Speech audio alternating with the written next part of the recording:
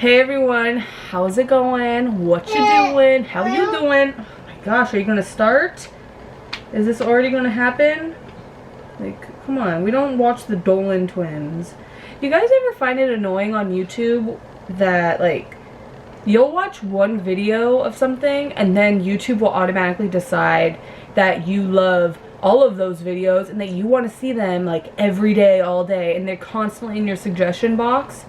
It's like, no, I don't want to watch a plethora of shoemaking videos. I just wanted to watch that one. Like, damn, YouTube, stop telling me what I want to watch. But that's just how, I didn't even watch. So like the other day I saw a llama video was recommended to me. I've never watched a llama video in my life. It's whatever. Anyways, hi, how's it going? What a weird way to start my video. Anyways, so hopefully this video will get out before tonight's episode, but the last like day and a half has been kind of a whirlwind in the Big Brother house. Like, it's been a little wild. So I'll just get right on into it. First things first that happened is, it's probably like 2 or 3 things that are big that have happened and a bunch of just little things. So I'll just talk about the big things. So first things first, if you do not watch live feeds, and you probably don't know yet, because I'm sure they're going to do a segment on it on the episodes, but every morning Cliff does a little thing every morning before everyone else wakes up, and we live feeders have called it Cliff Notes, and it's basically him talking to the live feeders, telling them about his plans, about how he feels about certain people in the house, about alliances and just all that. So yesterday he was doing that, and then by the grace of Jesus or Zeus or whoever, Hades, I don't know, Allison Grodner, that's my theory, Christie had a feeling that she needed to go to the bathroom. She just had a feeling that she needed to go by the bathroom. And she did, and you guys, she overheard all of Cliff's Cliff Notes. Like, it was awful. What I think happened is, I think production kind of hinted to her, like, hey, it might be a good idea of you to, in the mornings before everyone wakes up, go to the bathroom. Like, go in the bathroom area. You might hear some things. Like, who knows? Who knows? And I think that she's just rolling with it. And anyway, so she heard way too much information from Cliff. And Cliff doesn't even know that she heard. She heard Cliff talk about the alliance that he made with Nicole and Ovi. She heard him tell live feeders that their targets are going to be the couples. And then he named Christie and Tommy as a couple. So he's going to be going after Jack, Annalise, Jackson, Holly, Christie, and Tommy. And she heard all of that. She heard a bunch of other stuff too, but that was like the main bits. The main stuff that kind of like got her going, whoa. And so now, after she has gone around to everybody in the house pretty much and told them all what she heard, she basically went around to everyone for the most part, except for Nicole, David, Ovi, and Kemi and Jessica. And I think Kat. Everyone else, she went to and told about her overhearing what she did. And so now Cliff is a target, Nicole is a minor target. Like, they're keeping their eye on Nicole, but they want Cliff out next, like before Jess, before Bella. And it's just it's so like I feel like everyone who's ever watched live feeds, I feel like you all should know this by now, that you don't talk game to the camera inside the house. You pull an evil dick, you pull a Mike Boogie, and you go outside to the backyard where you can see if someone's coming. Oh my god. I didn't watch it live, but I saw the clip of it, and it was so cringy. I wanted to scream, Cliff, shut up! You're ruining everything! And he has pretty much. He's pretty much ruined everything. Like, everyone is now kind of looking at Nicole a little you know, sideways, you know, like, oh, what is she doing? Now they're really focusing on the kind of game that she's playing, whereas before she was really laying low and going under the radar so well, Cliff. A big FU to production, because I know you guys tipped Christie off, okay? But I do think it's interesting that her and Bella, like, literally can't keep their mouths shut for anything. Like, you couldn't pay them to keep their mouths shut about something. I'm sure Bella's mom would try to take a coupon to the damn store, and Bella was probably like, Mom, that coupon is expired. You know, like, she's that kind of rat. Christie just loves to hear her mouth just go. She loves to hear her voice. She loves to hear her ideas and her opinions about things, and I could never live with her. I could never be in a relationship with her. Like, I couldn't. I don't even think I could be her friend, because she talks a lot, and she talks just to hear herself. She doesn't talk to hear someone else. She doesn't talk to hear about other people's opinions or views. No, she wants to hear herself, and she wants to project her own views on people, and it's so frustrating. So annoying. Oh my god. But anyways, so that happened. And then today,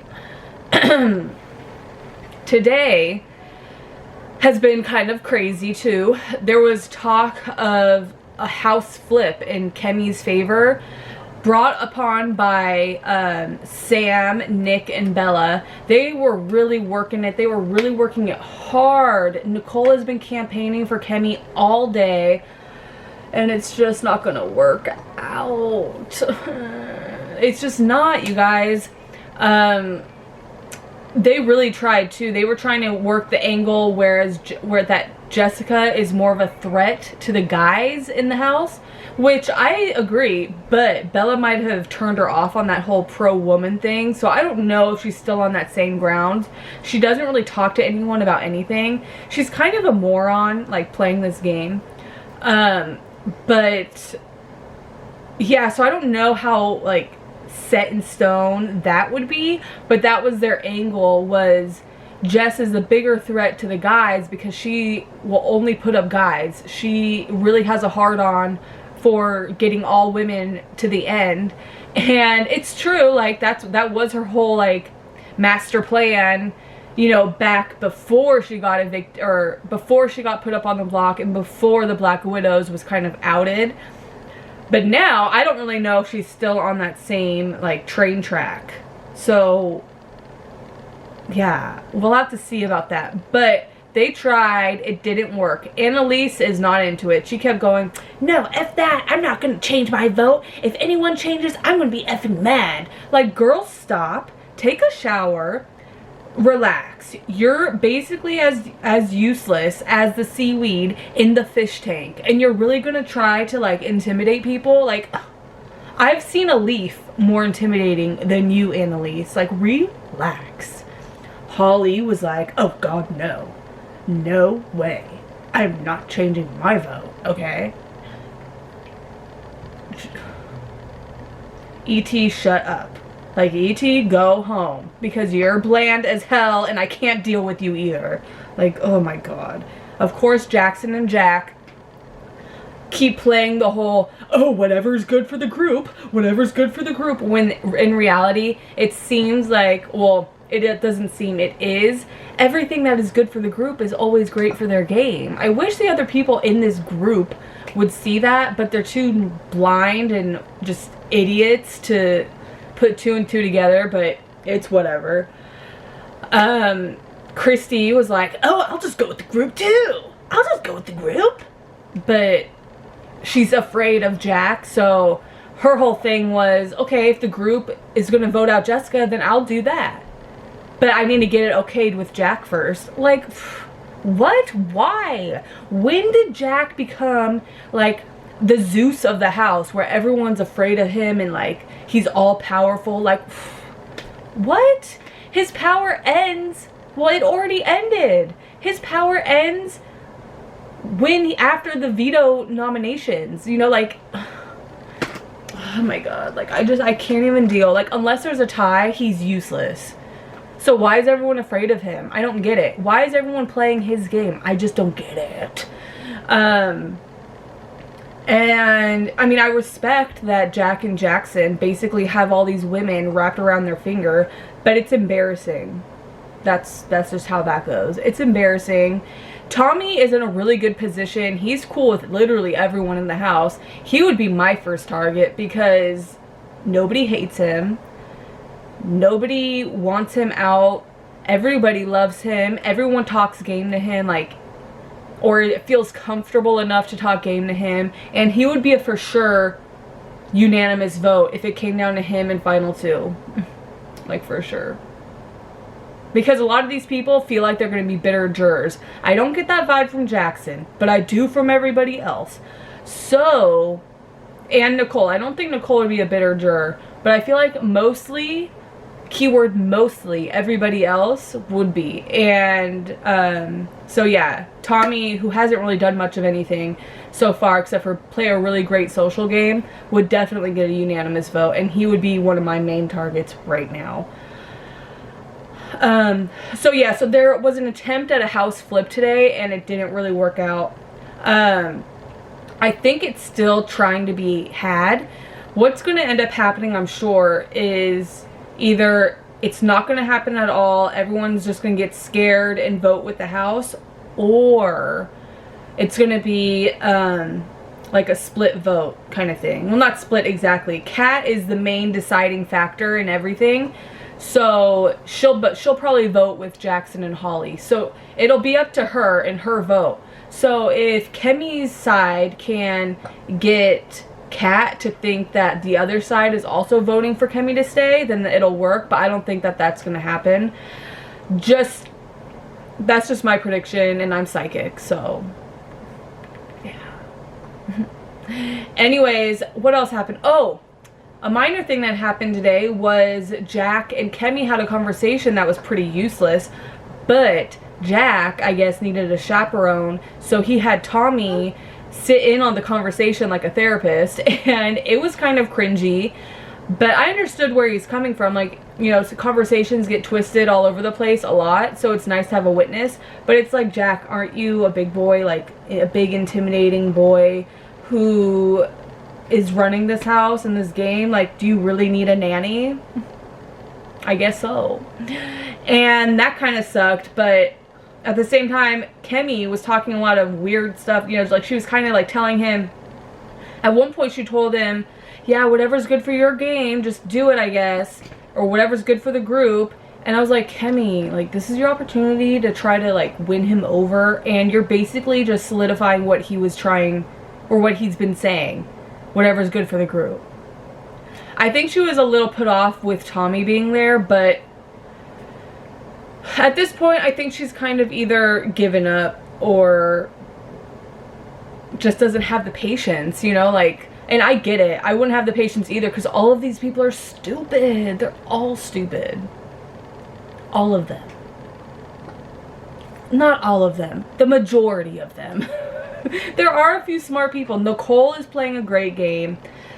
No thanks to Cliff. You know, like, he has kind of put a hinder, a little bruise, a blemish on her good gameplay. But, you know, she can fix that, I think.